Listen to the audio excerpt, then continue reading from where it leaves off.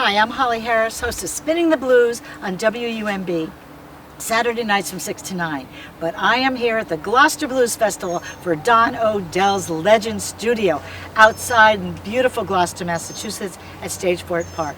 I'm sitting here with Micky Maguire. I'm so happy to be sitting with you because we played together, we've hung out, but we never actually sat down in official capacities. We're officially official today. We are official. Thank you for joining me. Judge, tell me who's in the band, the folks who don't know. Nick Old Soul Spencer.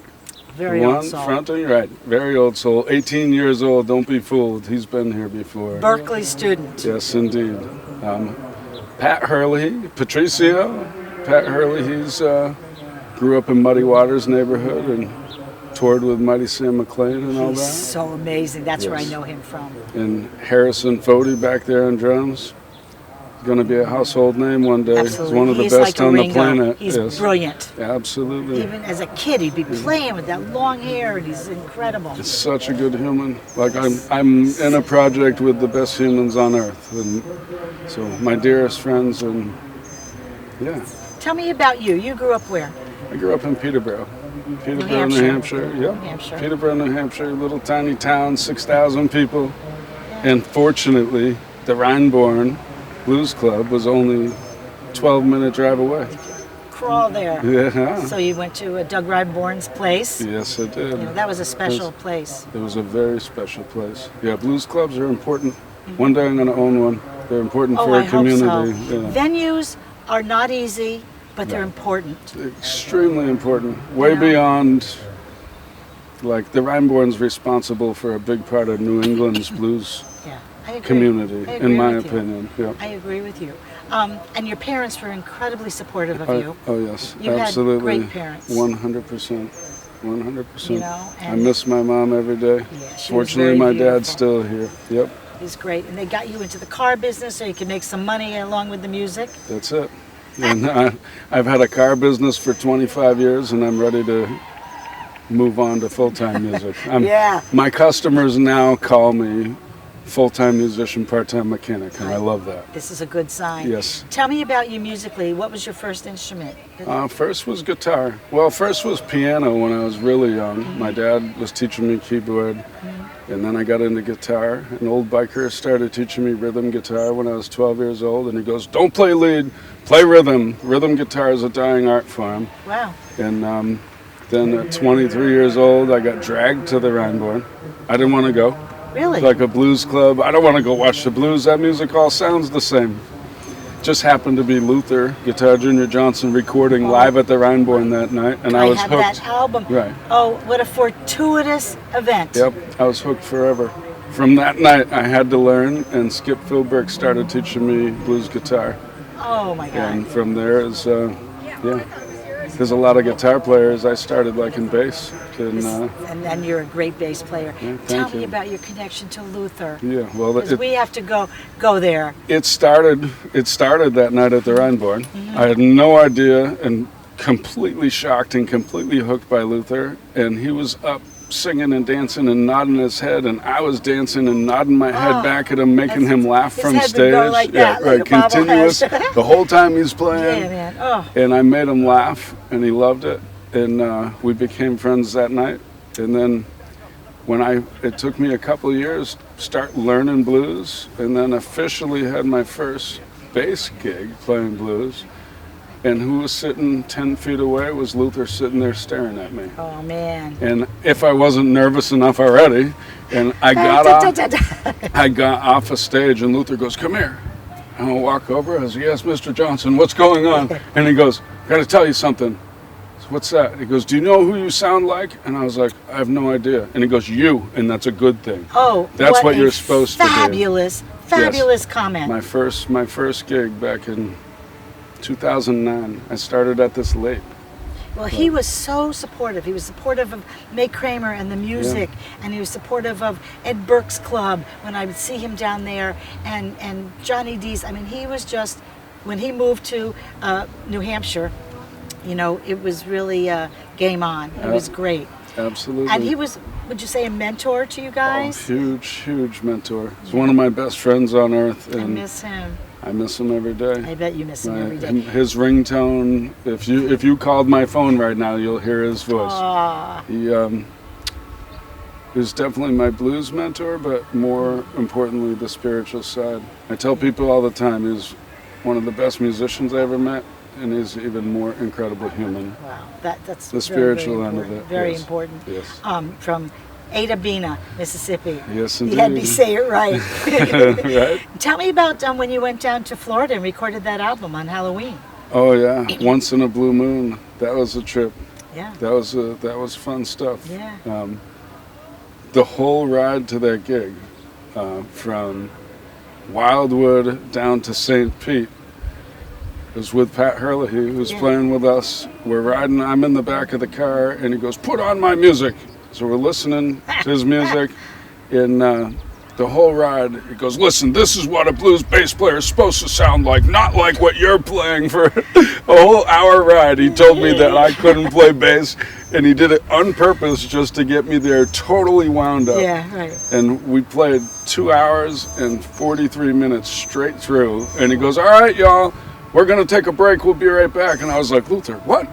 2 hours and 43 minutes?" He goes, "No, it wasn't." I was like, "Yes, it was." Wow.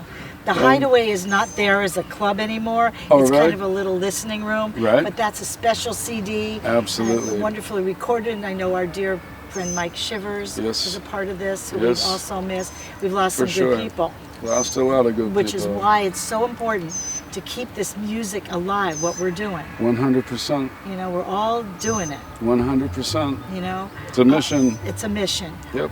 And we're all a part of it. You know what I mean? We all 100%. have our little parts, whether the audio-visual part, the music part, the The video blues part. family. Yeah, the blues family, exactly. Yep. Tell me what your fall is going to look like here. Um, You have any music in the can? Yeah, a bunch. A bunch. We got a week off.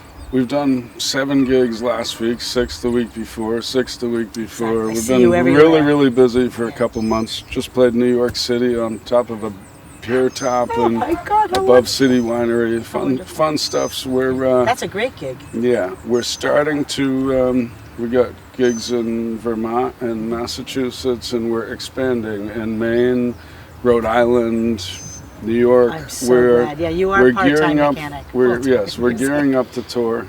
We got a festival coming at Marty's on our next festival, August 30th. Okay, It's Duke Robillard and James Montgomery and Diane Blue this is and the great. Blues Express. This is Yeah. great.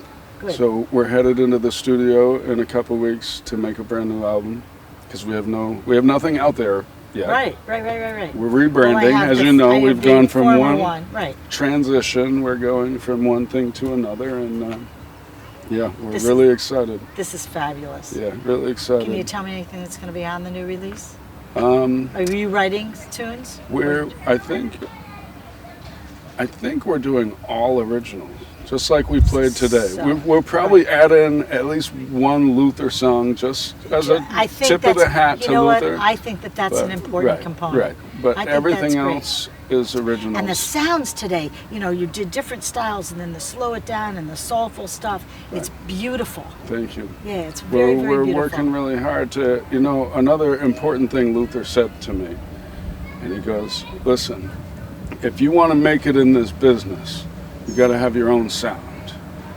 Everybody has their own sound. You don't try to be just like them, Right. because they're them. You're never going to play better than them at what they do. Because make your own sound." So we're doing that even with Luther stuff. It's fantastic. We didn't get into a lot of Luther stuff today because we wanted to No, right. focus on Yeah. No, this was right a different showcase today. showcasing Nick, Exactly. showcasing Old Soul. Exactly, man. He's- His parents should be so proud.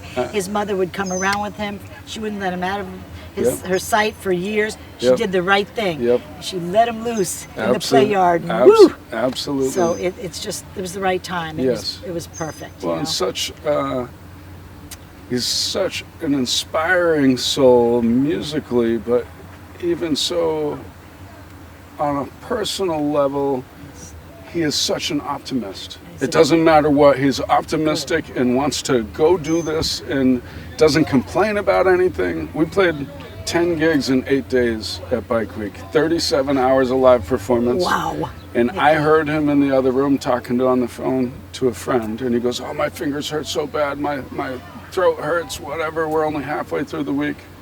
Didn't say a word to me. 15 minutes later, we're driving down to our gig, and I was like, "Hey, bro, how's your fingers feel?" And he goes, "Mickey, never been better in my life." And I was like, "Nick, I just heard you on the phone." And he goes, "Listen, what do I have to complain about?" Yeah. He goes, "You run a garage, you run a shop, you're booking all this music, playing all this music, and you're here with me doing it."